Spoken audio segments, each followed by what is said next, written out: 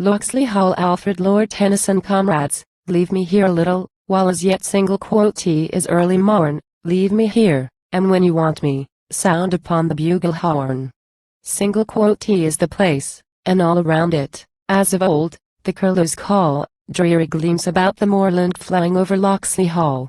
Locksley Hall, that in the distance overlooks the sandy tracts, and the hollow ocean ridges roaring into cataracts. Many a night from yonder ivied casement, ere I went to rest, did I look on great Orion sloping slowly to the west. Many a night I saw the Pleiades, rising through the mellow shade, glitter like a swarm of fireflies tangled in a silver braid. Here about the beach I wandered, nourishing a youth sublime with the fairy tales of science, and the long result of time. When the centuries behind me like a fruitful land reposed, when I clung to all the present for the promise that it closed, when I dipped into the future far as human eye could see, saw the vision of the world and all the wonder that would be. In the spring a fuller crimson comes upon the robin's breast. In the spring the wanton lapwing gets himself another crest. In the spring a livelier iris changes on the burnished dove. In the spring a young man's fancy lightly turns to thoughts of love. Then her cheek was pale and thinner than should be for one so young, and her eyes on all my motions with a mute observance hung. And I said, quo, my cousin Amy, speak, and speak the truth to me, trust me, cousin, all the current of my being sets to thee. Quo. On her pallid cheek and forehead came a color and a light, as I have seen the rosy red flushing in the northern night. And she turned her bosom shaken with a sudden storm of sighs, while the spirit deeply dawning in the dark of hazel eyes, saying, quo. I have hid my feelings, fearing they should do me wrong, and quo. Saying, quo. Dost thou love me, cousin? Quo. Weeping, quo. I have loved thee long. Quo. Love took up the glass of time, and turned it in his glowing hands. Every moment, lightly shaken, ran itself in golden sands. Love took up the harp of life, and smote on all the chords with might. Smote the chord of self, that, trembling, passed in music out of sight. Many a morning on the moorland did we hear the copses ring, and her whisper thronged my pulses with the fullness of the spring. Many an evening by the waters did we watch the stately ships, and our spirits rushed together at the touching of the lips. O my cousin, shallow-hearted! O my Amy, my no more! O the dreary, dreary moorland! O the barren, barren shore! Falser than all fancy fathoms, falser than all songs have sung, puppet to a father's threat, and servile to a shrewish tongue. Is it well to wish thee happy? Having known me to decline on a range of lower feelings and a narrower heart than mine. Yet it shall be. Thou shalt lower to his level day by day what is fine within thee, growing coarse to sympathize with clay. As the husband is, the wife is, thou art mated with a clown, and the grossness of his nature will have weight to drag thee down. He will hold thee, when his passion shall have spent its novel force, something better than his dog, a little dearer than his horse. What is this? His eyes are heavy.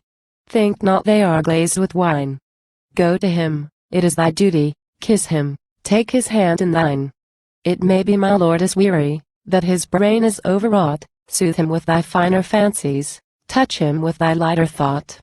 He will answer to the purpose, easy things to understand. Better thou wert dead before me, though I slew thee with my hand.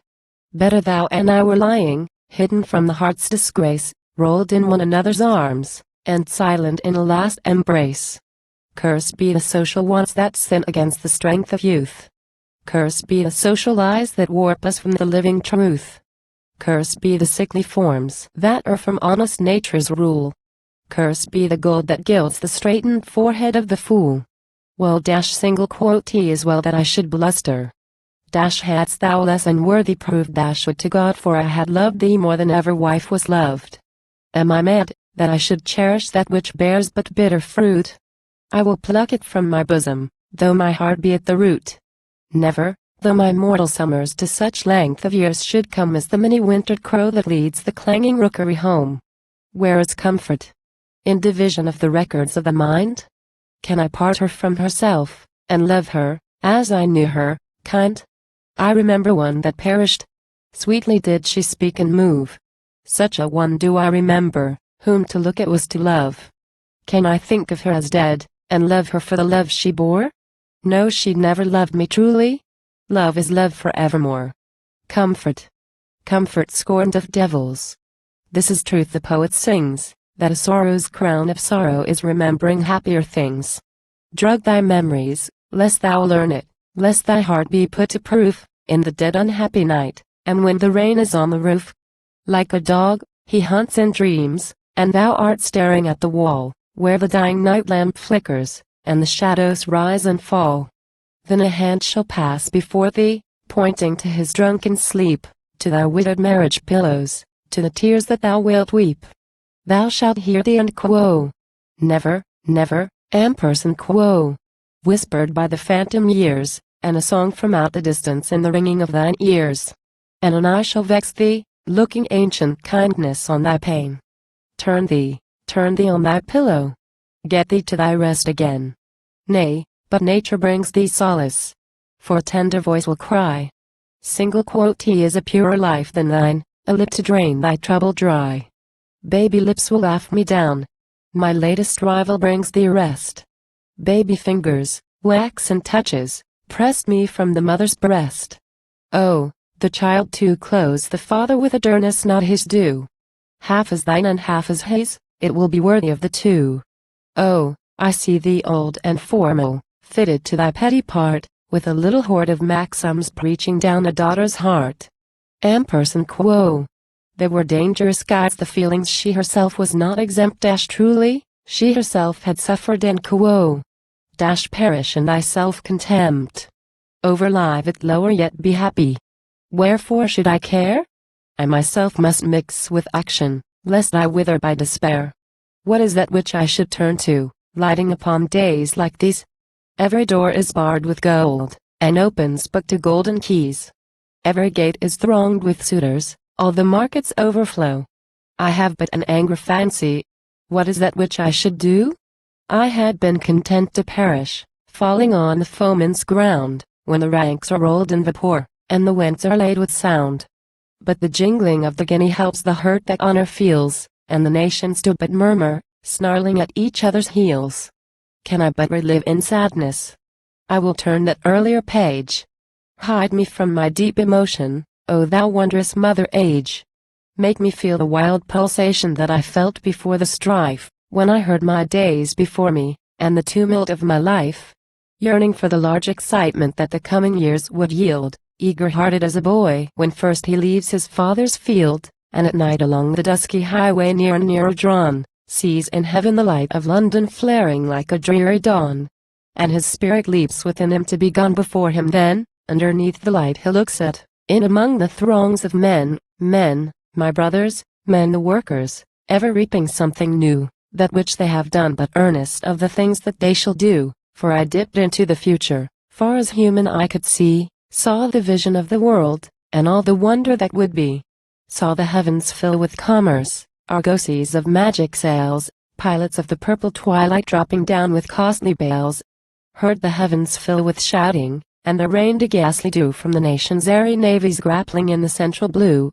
Far along the worldwide whisper of the south wind rushing warm, with the standards of the peoples plunging through the thunderstorm, till the war drum throbbed no longer, and the battle flags were furled in the Parliament of Man, the Federation of the World. There the common sense of most shall hold a fretful realm in awe, and the kindly earth shall slumber, lapped in universal law. So I triumphed ere my passion sweeping through me left me dry, left me with the palsied heart, and left me with the jaundiced eye. I, to which all ardor festers, all things here are out of joint, science moves, but slowly, slowly, creeping on from point to point, slowly comes a hungry people, as a lion, creeping nigher, glares at one that nods and winks behind a slowly dying fire. Yet I doubt not through the ages one increasing purpose runs, and the thoughts of men are widened with the process of the suns. What is that to him that reaps not harvest of his youthful joys, though the deep heart of existence beat forever like a boy's? Knowledge comes, but wisdom lingers, and I linger on the shore, and the individual withers, and the world is more and more. Knowledge comes, but wisdom lingers, and he bears a laden breast, full of sad experience, moving toward the stillness of his rest. Hark, my merry comrades call me, sounding on the bugle horn, they to whom my foolish passion were a target for their scorn. Shall it not be scorn to me to harp on such a molded string? I am shamed through all my nature to have loved so slight a thing. Weakness to be wroth with weakness. Woman's pleasure, woman's pain. Nature made them blinder motions bounded in a shallower brain. Woman is the lesser man, and all thy passions, matched with mine, are as moonlight unto sunlight, and as water unto wine. Here at least, where nature sickens, nothing. Ah, for some retreat deep in yonder shining orient, where my life began to beat, where in wild marauder battle fell my father evil starred. I was left a trampled orphan, and a selfish uncle's ward. Or to burst all links of habit there to wander far away, on from island unto island at the gateways of the day.